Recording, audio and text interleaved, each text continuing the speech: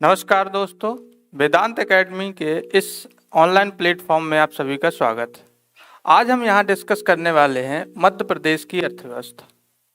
Actually MPPSC के pre के syllabus में यूनिट 5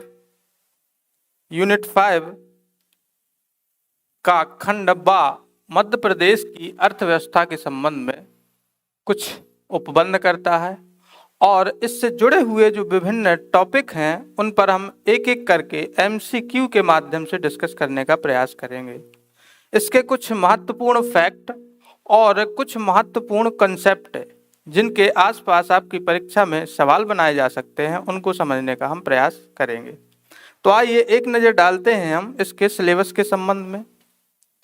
तो यूनिट 5 का खंड बा राज्य की अर्थव्यवस्था के संबंध में बात करता है और इसका जो महत्वपूर्ण टॉपिक है वह मध्य प्रदेश का आर्थिक विकास, पहला टॉपिक, और दूसरा टॉपिक है मध्य प्रदेश की जननांकी एवं जनगणना, और इसका अगला टॉपिक है मध्य प्रदेश के प्रमुख उद्योग, मध्य प्रदेश की जनजातियां, अनुसूचित जाति एवं जातियां।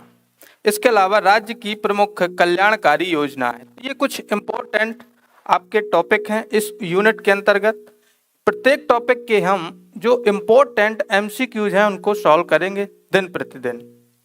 अब यहाँ पर कुछ हम इम्पोर्टेंट बात समझ लेते हैं। वह बात क्या होगी कि देखिए, जो भी सिलेबस है उस सिलेबस को हम प्रभावी तरीके से कैसे एक रणनीति के माध्यम से, एक स्ट्रेटजी के माध्यम से समझने का प्रयास करें और कम से कम रटने के बोझ से बचें। इसके लिए हमने एक स्ट्रेटजी तैयार की है, रणनीति तैयार की है, और वह रणनीति है इस सिलेबस को पढ़ने के संबंध में कि जो भी टॉपिक हैं उनका हम बेसिक समझें कि आखिर इस टॉपिक का बेसिक क्या हो सकता है।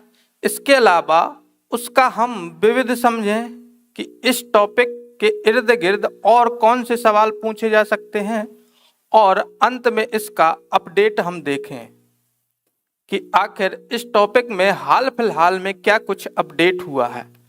तो अगर इस खंड के विस्तृत अध्ययन और यहाँ से सवाल ना छूटे, इस बात पर हमें अगर जोर करना है तो इसके लिए हमें 3 जो पिलर की यह रणनीति है इस पर काम करना होगा। अर्थात बेसिक में जो भी टॉपिक दिए गए हैं उसका आप बेसिक समझें, बहुत ही सामान्य अध्ययन करें, कुछ खास नहीं, बस सामान्य उसको समझते जाएं, जो भी उसमें कॉन्सेप्ट है उसको समझें और जो फैक्ट हैं उनको आप याद करें।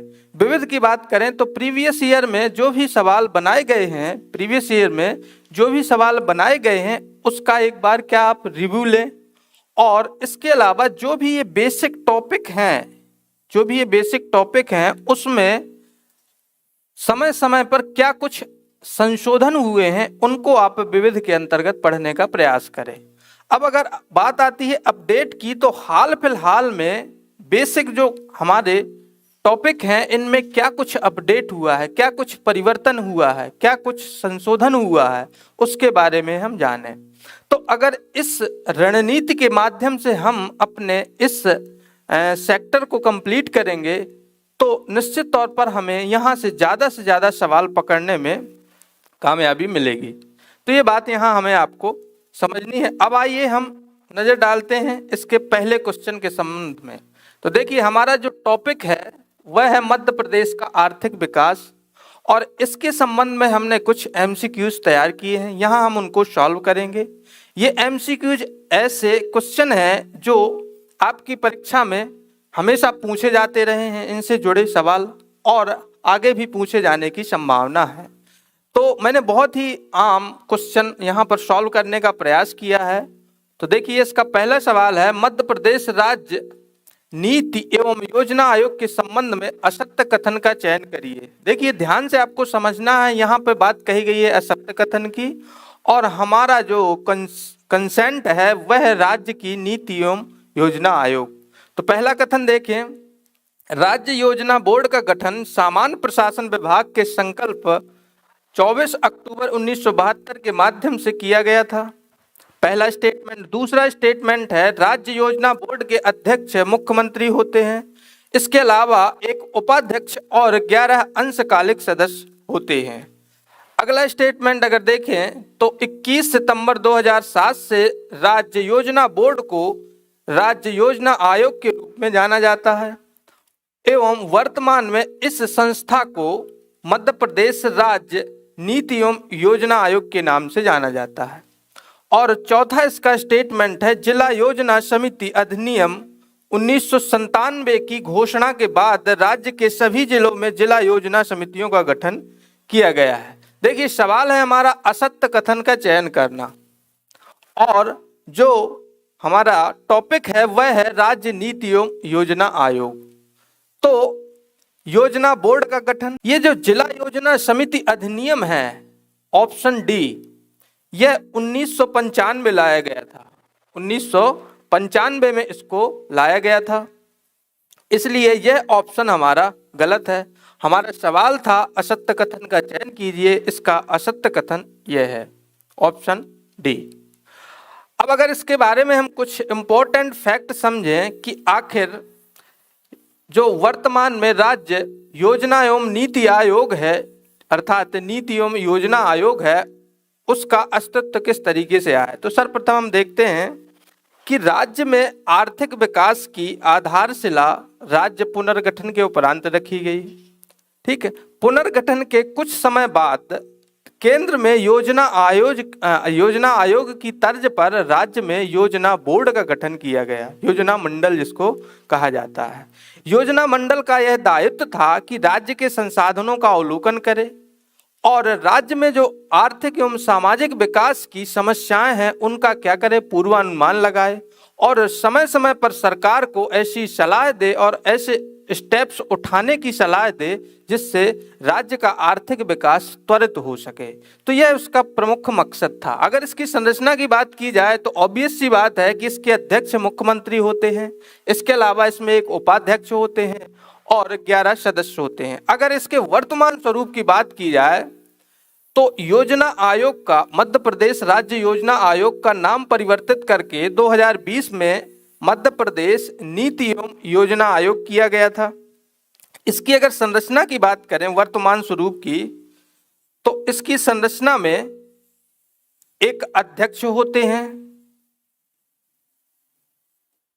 वर्तमान स्वरूप की बात यहां की जा रही है, एक अध्यक्ष होते हैं, 3 उपाध्यक्ष होते हैं और इसके अलावा 3 सदस्य होते हैं। 3 सदस्य होते हैं। अध्यक्ष कौन होंगे? तो सीएम इसके अध्यक्ष होते हैं। बहुत महत्वपूर्ण एजेंसी है, इसके बारे में आपको पता होना चाहिए।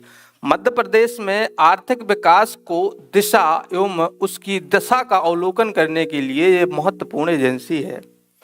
उपाध्यक्ष की अगर बात करें तो एक पूर्णकालिक उपाध्यक्ष होता है। अगर वर्तमान में बात करें कि वर्तमान में पूर्णकालिक उपाध्यक्ष कौन है, तो प्रोफेसर सचिन चतुर्वेदी वर्तमान में मध्य प्रदेश नीति एवं योजना आयोग के उपाध्यक्ष हैं। अगर 2 अन्य अध्यक्ष की बात करें जो कि पदेन उपाध्यक्ष होते हैं, 2 पदेन उपाध्यक्ष होते हैं, उनमें एक सांख्यिकी विभाग का भार साधक मंत्री और एक वित्त विभाग का भार साधक मंत्री उपाध्यक्ष के रूप में कार्य करते हैं। अगर सदस्यों की बात करें तो 3 ऐसे सदस्य होते हैं जो प्रशासनिक सेवा से जुड़े हों, अर्थात राज्य का जो मुख्य सचिव होता है वह इसका सदस्य होता है। इसके अलावा वित्त विभाग का जो सचिव होता है वह भी इसका सदस्य होता है। तो इस तरीके से इसकी वर्तमान संरचना स्पष्ट है। आपको मैंने वर्तमान उपाध्यक्ष बता दिए हैं। वर्तमान अध्यक्ष जो होंगे वह मध्य प्रदेश के मुख्यमंत्री इस बॉडी के वर्तमान अध्यक्ष होंगे। गौरतलब है कि यह निकाय एक कार्यपालिक आदेश के द्वारा गठित किया गया था, इसलिए यह ना तो संवैधानिक है ना ही यह सांविधिक है। ठीक, यह एक कार्यकारी निकाय है। आइए अब अगले सवाल की तरफ हम रुख करते हैं। तो मध्य प्रदेश बजट 2023-24 के आवंटन पर विचार कीजिए। तो आपने अभी हाल फिलहाल में जो बजट आया है, राज्य के वित्त मंत्री ने राज्यपाल के नाम से प्रस्तुत किया है। अगर बजट की बात करें, कुछ इंपॉर्टेंट फैक्ट, तो बजट के संबंध में उपबंध कहाँ है? तो 202 आर्टिकल 202 में उपबंध है। ठीक है, इसमें यह कहा गया है कि राज्यपाल के नाम से वित्त मंत्री या कोई अन्य व्यक्ति जिसे राज्यपाल द्वारा नामित किया जाए प्रतिवर्ष विधानसभा के पटल पर राज्य का वार्षिक वित्तीय विवरण प्रस्तुत करेंगे। तो ये उपबंध इसमें किया गया है। इसके अंतर्गत अगर बजट में मध्य प्रदेश की बात की जाए तो अभी जारी किया गया है। इसका बजट 3.14 लाख करोड़ का रहा है, अगर प्रीवियस ईयर के बजट से इसकी तुलना की जाए तो लगभग 12% वृद्धि हुई है। प्रीवियस ईयर की तुलना में इसकी वृद्धि हुई है। अब देखते हैं हम कुछ इम्पोर्टेंट जो योजनाएं हैं उसके संबंध में इस बजट में क्या कुछ आवंटित किया गया है। तो प्रधानमंत्री आवास योजना में जो राज्य की हिस्सेदारी है उसके अंतर्गत 8,000 करोड़ रुपए का आवंटन हुआ है। मुख्यमंत्री लाडली बहना जो कि हाल ही में लॉन्च हुई है उसके लिए भी 8,000 करोड़ का आवंटन हुआ है। जल जीवन मिशन ग्रामीण के लिए 7332 करोड़ का आवंटन हुआ है।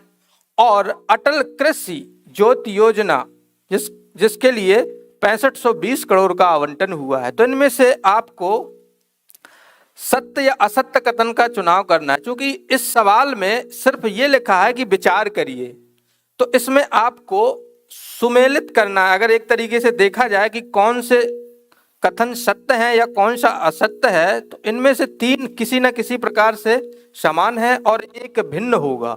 तो ये तीनों समान हैं, लेकिन एक यह भिन्न है। अटल कृषि ज्योति योजना के लिए 5520 करोड़ रुपए की राशि आवंटित की गई है, इसलिए यह कथन हमारा क्या है, असत्य है। और ये बाकी तीनों कथन आपके सत्य हैं। तो हमारा सही जवाब होगा इस क्वेश्चन का ऑप्शन डी।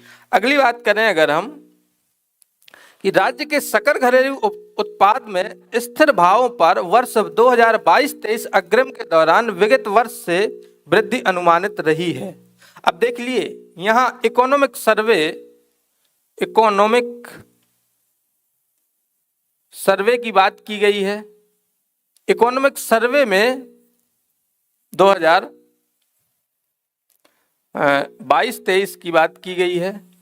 और यह सर्वे आपको पता होना चाहिए कि जो वर्ष के सम्मुख जो भी वित्तीय आवंटन होता है, राज्य के लिए जो भी वित्तीय आवंटन होता है उसके क्या कुछ प्रभाव रहा सामाजिक आर्थिक विकास में, उसका अवलोकन करने के लिए बजट के ठीक एक दिन पूर्व राज्य का इकोनॉमिक सर्वे प्रस्तुत किया जाता है। किसके द्वारा? तो राज्य के वित्त मंत्री द्वारा ऐसा कार्य किया जाता है। तो इकोनॉमिक सर्वे में वृद्धि की स्थिति क्या कुछ रही है इसके बारे में आकलन होता है। अगर इकोनॉमिक सर्वे की मुख्य बात समझें तो पिछले ईयर वर्ष का वार्षिक अनुमान, पिछले वर्ष का वास्तविक जो समृद्धि रही है उसका आकलन करता है। वर्तमान ईयर अर्थात 2022-23 का संशोधित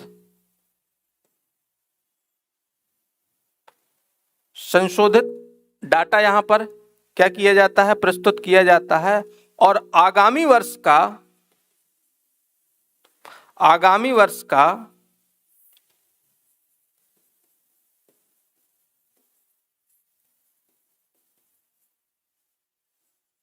अनुमान यहाँ प्रस्तुत किया जाता है। देखिए ये मैं बेसिक आपको इसलिए बता रहा हूं कि बेसिक पढ़ने से आपको बहुत ज्यादा फैक्ट रटने की आवश्यकता नहीं होती। बेसिक पढ़ते पढ़ते जो बहुत ही महत्वपूर्ण फैक्ट हैं वो आपके पास हो जाते हैं और बहुत नाम मात्र के फैक्ट आपको रटने पड़ते हैं। इसके अलावा जो मध्य प्रदेश MPPSC का विजन है वह भी बेसिक पर ज्यादा आधारित है। आपको ज्यादा से ज्यादा सवाल बेसिक से बनाए जाते हैं, इसलिए कभी भी आप इधर उधर की न्यूज पर अपना समय और अपनी एनर्जी वेस्ट ना करें।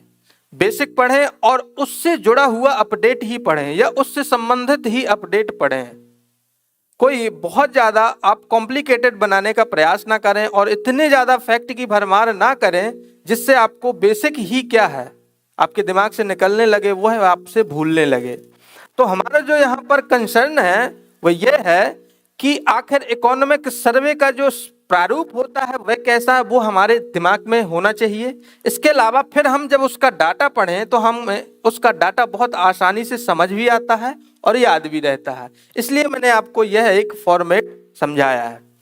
अब बात करते हैं हम सवाल की कि राज्य के सकल घरेलू उत्पाद में स्थिर भावों पर, एक होता है प्रचलित भाव और एक होता है स्थिर भाव। अगर स्थिर भाव की बात की जाए तो 2011-12 से तुलना की गई है। जो वर्तमान में इकोनॉमिक सर्वे का डाटा आया है वह स्थिर भावों में 2011-12 से इसकी तुलना की गई है। प्रचलित भावों की अगर बात की जाए तो वर्तमान जो वित्तीय ईयर है उसी से तुलना इसकी की जाती है, जिसके लिए सर्वे जारी किया गया है। तो 2022-23 के अग्रिम के दौरान विगत वर्ष से वृद्धि अनुमानित रही है। तो यहाँ पर वृद्धि की बात की गई है, सेक्टर वाइज की कितनी वृद्धि अनुमानित रही है। तो प्राथमिक क्षेत्र में 5.24%, द्वितीयक क्षेत्र में 5.42% और तृतीयक क्षेत्र में 9.99%। तो इस तरीके से इसमें वृद्धि दर रही है और ये तीनों स्टेटमेंट आपके सही हैं, इसलिए इसका सही जवाब होगा ऑप्शन डी। अब अगली बात करते हैं हम। आरबीआई ने बहुत ही इंपॉर्टेंट सवाल है और बहुत ही कॉन्सेप्चुअल है, ऐसा नहीं है कि इसने कोई आपसे बहुत बड़ा फैक्ट समझ लिया है। आरबीआई ने देश में डिजिटल भुगतान पारिस्थितिक तंत्र का विस्तार और गहरा करने के लिए वर्ष 2019 में 100% डिजिटल जिला कार्यक्रम शुरू किया था। तो देखिए आरबीआई ने एक योजना लॉन्च की थी, एक कार्यक्रम लॉन्च किया था जिसका मकसद था कि जिले को 100% डिजिटलाइज करना। इसके अलावा मध्य प्रदेश ने 3 जिलों का चयन किया जहां 100% बचत और चालू खाता लेन देन डिजिटल हैं। तो इस कार्यक्रम के लॉन्चिंग के लिए मध्य प्रदेश सरकार ने ऐसे 3 जिलों का चुनाव किया था यहाँ पर सरकार ने 100% डिजिटलाइजेशन प्रोसेस को अपनाना चाहा है। इसके अलावा कौन सा जिला है इसमें शामिल नहीं है। 4 ऑप्शन है आपके पास, इनमें से कौन सा जिला है जो इसमें शामिल नहीं है। पहला है बैतूल, दूसरा इंदौर, तीसरा विदिशा और चौथा सतना। तो इसका अगर सही जवाब आप ढूंढने का प्रयास करेंगे तो ऑप्शन डी सतना इसका सही जवाब है। ये तीनों जिले इस आधार पर बचत एवं चालू खाता लेन देन के डिजिटलीकरण के आधार पर तीनों जिले 100% डिजिटलाइज हो चुके हैं। लेकिन यह सतना जो जिला है यह अभी भी लगभग 92% ही डिजिटलाइज हुआ है। इस बेस पर बचत एवं चालू खाता लेन देन के डिजिटलीकरण पर और आरबीआई की इस योजना पर जो कि 2019 में लॉन्च की गई थी और मध्य प्रदेश सरकार द्वारा पायलट प्रोजेक्ट के तौर पर 3 जिलों का चयन किया गया था और इन तीनों जिलों को इस बचत एवं चालू खाता लेन देन के आधार पर 100% डिजिटलाइज किया जा चुका है। तो ये बहुत ही इंपॉर्टेंट फैक्ट है जो कि आपको समझना चाहिए। इस तरीके से आपको अपडेट अपने पास रखने होते हैं। अगली बात करें, निम्नलिखित में से असत्य कथन का चयन करें। अब देखिए यहाँ पर भी कुछ स्टेटमेंट दिए गए हैं। पहली बात है राज्य की प्रथम जल विद्युत परियोजना गांधी सागर 1953, प्रथम सूती मिल ताप्ती मिल बुरहानपुर 1906, प्रथम शुगर मिल जावरा रतलाम 1934 और प्रथम सीमेंट फैक्ट्री बानमौर मुरैना। तो क्या ये चारों स्टेटमेंट सही हैं? इनमें से कोई एक स्टेटमेंट आपका गलत है क्योंकि यहाँ पर कहा गया है कि असत्य कथन का चयन करिए। तो इसका असत्य कथन होगा प्रथम सीमेंट फैक्ट्री बानमौर मुरैना में तो स्थापित की गई थी लेकिन यह 1922 में अर्थात 1922 में स्टार्ट की गई थी। तो इस तरीके से आपको सवालों को समझना है और सही जवाब ढूंढने का प्रयास करना है। अगर आपने मध्य प्रदेश की महत्वपूर्ण परियोजनाओं के बारे में पढ़ा होगा तो कुछ आपको फैक्ट याद होंगे और उन्हीं फैक्ट के आधार पर यह सवाल था हमारा। अगली बात करें हम, मध्य प्रदेश को पहली बार कृषि कर्मण्य पुरस्कार कब मिला? बहुत ही महत्वपूर्ण है। 2021 में मध्य प्रदेश को 7वीं बार 7वीं बार कृषि कर्मंड पुरस्कार मिला था। अगर हम बात करें कि इसका बेसिस क्या है, किस बेस पे मिलता है, तो देखिए कुल खाद्यान्न उत्पादन, कुल खाद्यान्न उत्पादन और अलग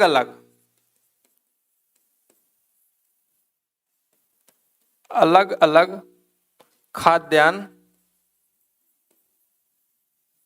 उत्पादन। तो अगर मध्य प्रदेश की बात की जाए तो अलग खाद्यान्न के संदर्भ में गेहूं के उत्पादन के लिए मध्य प्रदेश को आमतौर पर मिला है और कुल खाद्यान्न उत्पादन के लिए भी मध्य प्रदेश को यह अवार्ड दिया जा रहा है। केंद्रीय कृषि एवं किसान कल्याण मंत्रालय के अंतर्गत यह पुरस्कार दिया जाता है। ठीक है, उसके सिफारिश पर, उसके अनुमोदन पर यह पुरस्कार दिया जाता है। आपको याद रखना है एक और इम्पोर्टेंट फैक्ट कि हाल ही में मध्य प्रदेश पंजाब को पीछे छोड़कर गेहूं उत्पादन का जो है प्रथम स्थान इसने देश में हासिल किया है और गेहूं उत्पादन और कुल खाद्यान्न उत्पादन में इसने अब तक कुल 7 बार कृषि कर्मंड अवार्ड जीता है और यह 7वीं बार 2021 में जीता था। हमारा सवाल यह है कि पहली बार इसने कब जीता था? तो option A 2010-11, option B 2011-12, option C 2012-13 और ऑप्शन डी 2013 और 14। तो इसका सही जवाब होना चाहिए ऑप्शन बी 2011-12 में पहली बार कुल खाद्यान्न उत्पादन के लिए मध्य प्रदेश ने कृषि कर्मंड पुरस्कार प्राप्त किया था। अगली बात करें अगर हम कि वर्ष 2022-23 में मध्य प्रदेश राज्य के सकल मूल्यवर्धन जीवीए में प्राथमिक क्षेत्र का योगदान है। तो देखिए यहाँ पर जीवीए की बात की गई है कि आखिर जो मध्य प्रदेश राज्य का जीवीए है, सकल मूल्यवर्धन है, उसमें इसको हम बेसिक में पढ़ेंगे। अभी फिलहाल हम इसके सवालों को सॉल्व करते हैं कि आखिर जीवीए में प्राथमिक क्षेत्र का योगदान कितना रहा है। तो इसके 4 ऑप्शन हैं। आपको वित्तीय वर्ष दिया गया है 2022-23, अर्थात यह भी इकोनॉमिक सर्वे से उठाया गया क्वेश्चन है। तो यहाँ पे ऑप्शन ए 36 कुछ प्रतिशत, 34%, 32% और 30%। तो इस तरीके से आपको एक आइडिया होना चाहिए जो वर्तमान में सर्वे आया है उसमें प्राथमिक क्षेत्र में क्या वृद्धि कितनी रही है, उसका योगदान कितना रहा है, द्वितीयक का और तृतीयक का। ये बहुत ही सामान्य सवाल हैं, बहुत जटिल नहीं है और इनके आंकड़े भी बहुत ज़्यादा जटिल नहीं होते हैं। प्रतिवर्ष थोड़ा मोड़ा एक्सचेंज होता है, अदरवाइज ये लगभग बने रहते हैं। तो इसका सही जवाब होना चाहिए ऑप्शन बी, ऑप्शन ए 36.32%। जो इकोनॉमिक सर्वे 2022-23 है उसमें प्राथमिक क्षेत्र का योगदान रहा है। प्राथमिक क्षेत्र क्या होते हैं?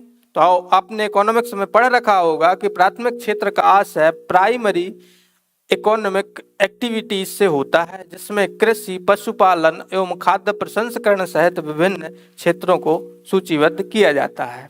इसको हम विस्तार से पढ़ेंगे इकोनॉमिक्स की क्लास में। मध्य प्रदेश सरकार ने अपनी प्रथम औद्योगिक नीति किस पंचवर्षीय योजना में लॉन्च की थी?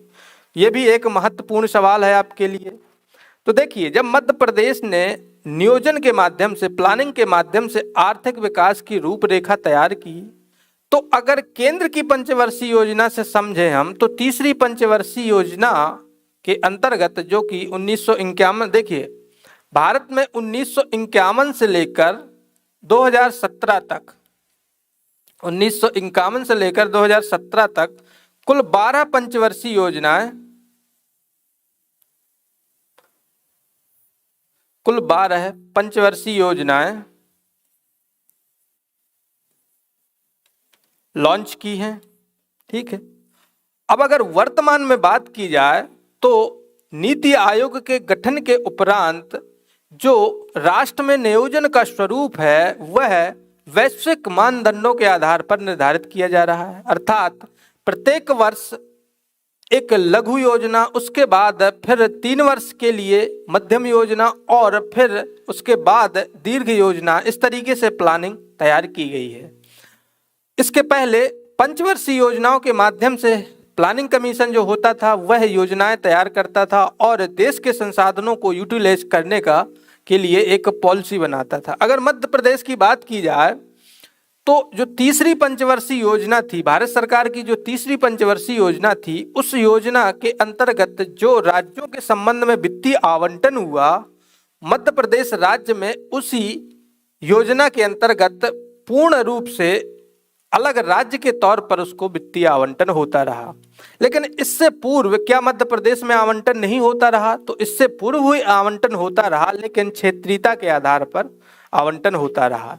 तो अगर प्रथम पंचवर्षीय योजना की बात की जाए, तब तक मध्य प्रदेश का जो अस्तित्व था वह मध्य भारत के रूप में था और अन्य स्टेट के रूप में जो उसके भाग हैं उसके रूप में था। अगर द्वितीय पंचवर्षीय योजना की बात की जाए तो द्वितीय पंचवर्षीय योजना का प्रारूप तैयार होने से पहले मध्य प्रदेश का पुनर्गठन नहीं हुआ था, अर्थात जब प्लानिंग हो गई थी उसके बाद पुनर्गठन हुआ था। इसलिए जो प्लानिंग के टाइम पे जो संसाधन आवंटित हुए थे उसी श्रेणी में आवंटन रहा। लेकिन तीसरी पंचवर्षीय योजनाएं जब भारत सरकार ने लॉन्च की तब मध्य प्रदेश को एक पुनर्गठित नवीन राज्य के रूप में फंड मिलना, संसाधनों का मिलना प्रारंभ हुआ।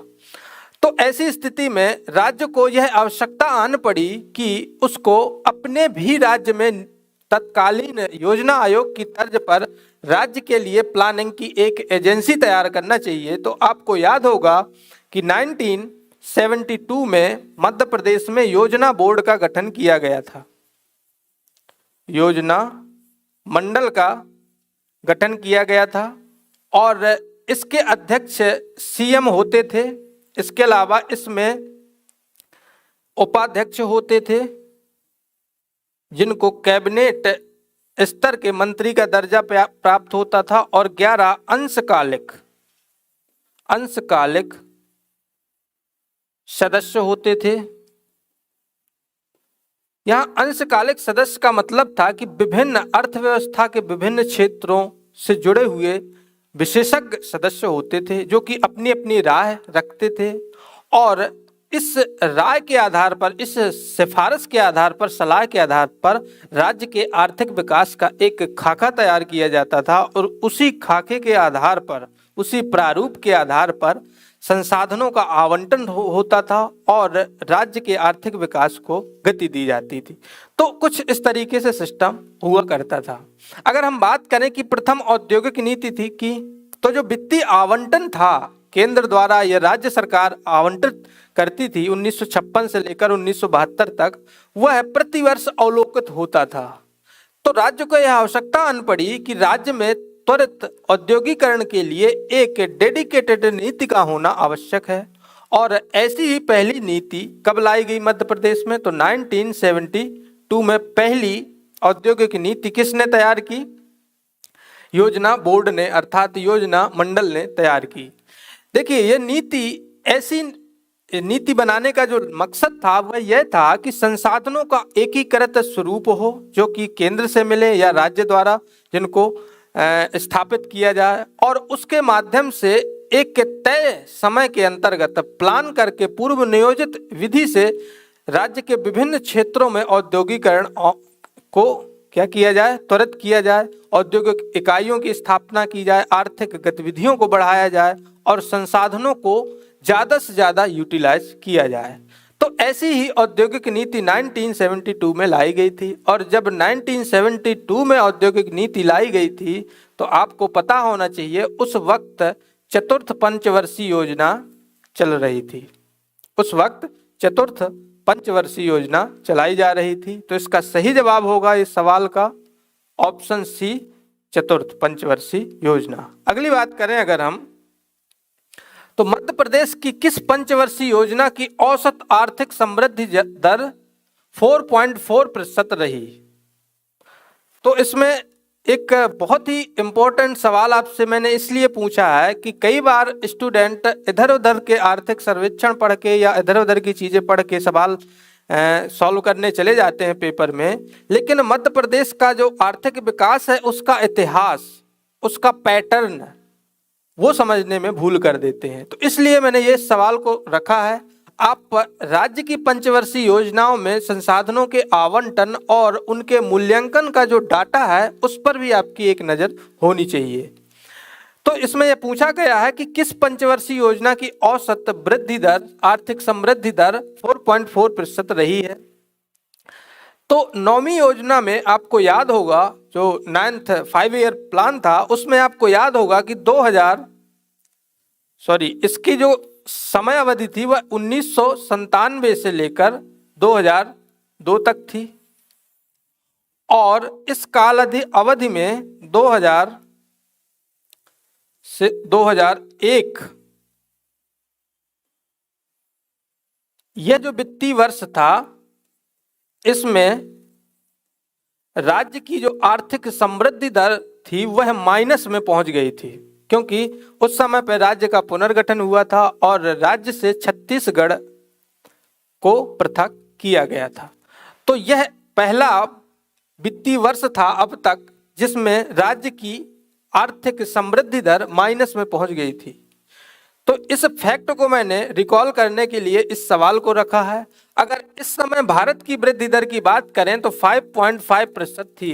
जो इकोनॉमिक ग्रोथ रेट थी उस समय भारत की वो 5.5% थी, और मध्य प्रदेश की उस समय 4.4% रही है। तो ये इंपॉर्टेंट आपको बात याद रखनी है। अगली बात करें हम, मध्य प्रदेश में पशुधन कुक्कुट विकास निगम की स्थापना कब की गई थी। ऑप्शन सितंबर 1982, अक्टूबर 1982, नवंबर 1982 और दिसंबर 1982। तो इसका सही जवाब होना चाहिए वह नवंबर 1982 होना चाहिए। इस तिथि को मध्य प्रदेश में पशुधन एवं कुक्कुट विकास निगम की स्थापना की थी। अब आखिर इसके संबंध में कुछ इंपॉर्टेंट बात समझते हैं कि आखिर यह है क्या। तो यह राज्य सरकार की एजेंसी है।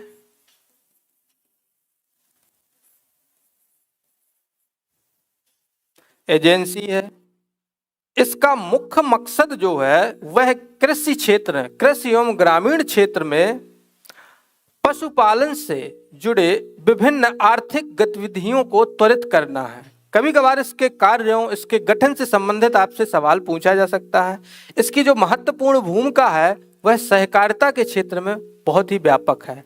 अगर हम बात करें इसके महत्वपूर्ण क्षेत्रों की तो मत्स्य पालन,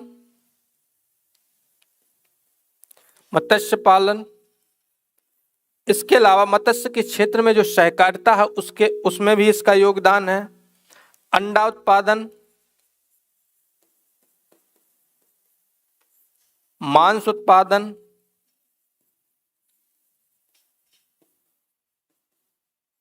और दुग्ध उत्पादन। इन क्षेत्रों से जुड़ी जो आर्थिक गतिविधियां होती हैं, जो आर्थिक इकाइयां होती हैं, उसके लिए इस निगम द्वारा वित्त पोषण किया जाता है। यह सरकारी एजेंसी है। यह पशुपालन एवं मत्स्य पालन सहित दुग्ध उत्पादन, मांस उत्पादन, अंडा उत्पादन के क्षेत्र में रोजगार सृजित करने और आर्थिक विकास को त्वरित करने का प्रयास करती है। अगर दुग्ध क्षेत्र की सहकारिताओं की बात की जाए तो उनको भी यहीं से फंडिंग प्राप्त होती है। तो ये एक बहुत ही महत्वपूर्ण एजेंसी है। इसके कार्य एवं विशेषताओं को आप विस्तार से समझने का भी प्रयास करिएगा। तो फिलहाल इतना ही। हमने कुछ महत्वपूर्ण लगभग 10 इम्पोर्टेंट MCQ सॉल्व किए।